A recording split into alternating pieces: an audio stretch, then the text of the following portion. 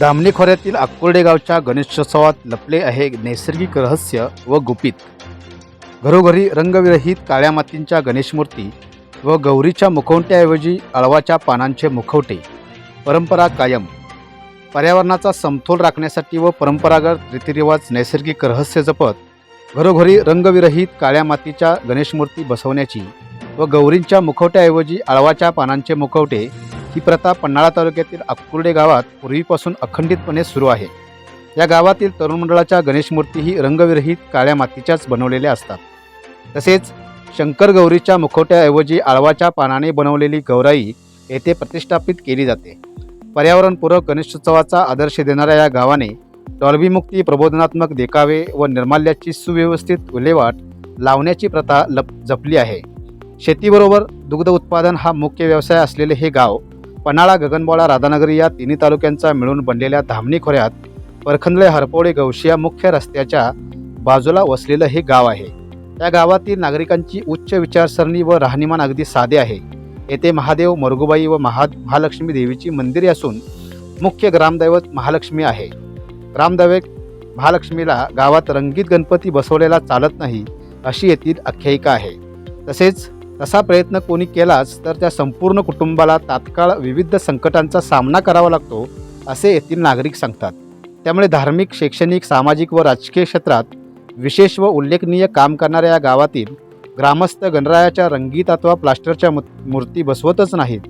येथील शिवशंभो तरुण मंडळ व अष्टविनायक तरुण मंडळ या दोन्ही तरुण मंडळांनी सार्वजनिक गणेशोत्सव पर्यावरणपूरक असा साजरा करण्याची प्रथा चालवली आहे. गावातील जुन्या जाणत्या नागरिकांनी धार्मिक प्रथा, परंपरांची महती तरुण पिढीकडे सोपवली आहे. येथील कार्वी फाउंडेशन व सक्षम फाउंडेशनच्या तरुणांनी सार्वजनिक गणेशोत्सवात सांस्कृतिक कार्यक्रम, प्रबोधनात्मक देखावे, विविध स्पर्धा, व्याख्याने, आरोग्य शिबिरे, महाप्रसाद, निर्माल्यदान व डॉल्बी मुक्तीचा वसा जपत मिरवणुकीत पारंपरिक वाद्यांचा वापर केला जातो.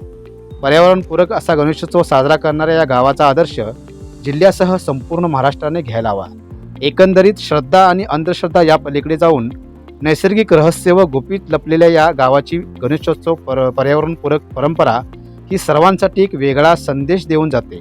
त्यामुळे गणेशोत्सवात पर्यावरणाचा ऱ्हास करणाऱ्यांनी या गावाला एकदा तरी भेट देणे गरजेचे आहे.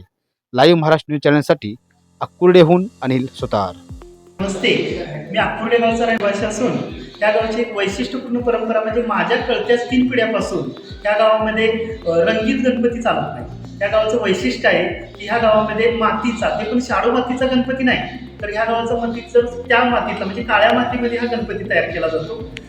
सार्वजनिक गणपती जो मंडळाचा गणपती असतो तो 5 फुटाचा 4 फुटाचा असला तरी तो गणपती मातीचाच केला जातो.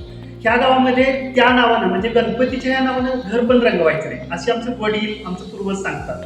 त्या गावाचे जर गौरी गणपतीचं मुकुट हे मातीचं नाही किंवा रंगीत नाही, आळवाचं पान किंवा आपलं भोपळीच्या पानावर मुकुट बांधलं जातं, ते बघण्यावरती इतकं अतिशय गोड आणि अतिशय पारंपरिक पद्धतीचं बघितल्यानंतर मन भरून येते. आताच्या आधुनिक काळामध्ये जे रंगीत गणपती म्हणजे पर्यावरणाचा जो ऱ्हास होतो त्या गावामध्ये जर बघितलं त्या ह्याच्या अनुषंगानं तर आमचं गाव एक आदर्श गाव आहे. कारण माझ्यासाठी जे रंगीत गणपती वापरतात ते वापरत नसून मातीचं गणपती वापरलं जातात आणि ही आत्ताच्या काळाच्या पिढीला एक प्रेरणादायी गोष्ट आहे असं मला तरी माझ्या गावाशीचा अभिमानाने वाटतो. नमस्ते.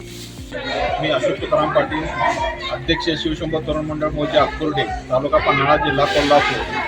आमचे मंडळ स्थापना 1995 झालेले असून या मंडळातर्फे महादेव मंदिर या ठिकाणी सार्वजनिक गणेश मूर्ती म्हणून सर्व गावकऱ्यांचा गणपती म्हणून ग्रामस्थांच्या शिवशंभो तरुण मंडळ त्याची स्थापना करत आहे. याचे वैशिष्ट्य म्हणजे हा पूर्ण मातीचा गणपती असतो. गेली 30 वर्षी गोटे परकंदळे आणि या बाजूला पण उतरे समोर सुळे असं मध्ये असलेले गाव आहे.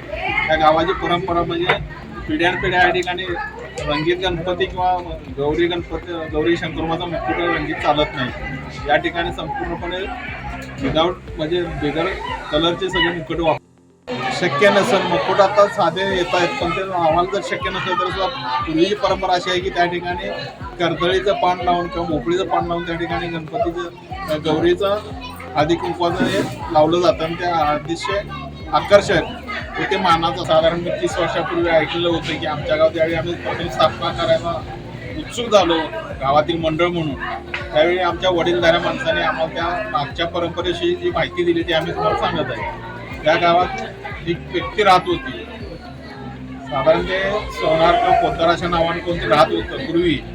त्याने आपल्या घरी कलरचा गणपती आणून बसवल्यामुळं पूर्ण त्यांचा इथून नायनाट झाला. त्यांची घराची माती सुद्धा किंवा घर सुद्धा आता कुठल्याही प्रकारचं काही अस्तित्व राहिलं नाही. त्या भुकीपोटी आमची वडीलधारी मंडळी आम्हाला गणपती बसवायला विरोध करत होती, तरी सुद्धा आम्ही त्यांचा विरोध डावलून आम्ही कलरचा गणपती न बसवता तुमचा जो मानाचा आहे मातीचा, ही मूर्ती छोटीपेक्षा मोठी मूर्ती बसवून आम्ही त्यांचं उत्सुक होतं अशा पद्धतीने मान्य करून आतापर्यंत 30 वर्ष चालत आलेलं आहे.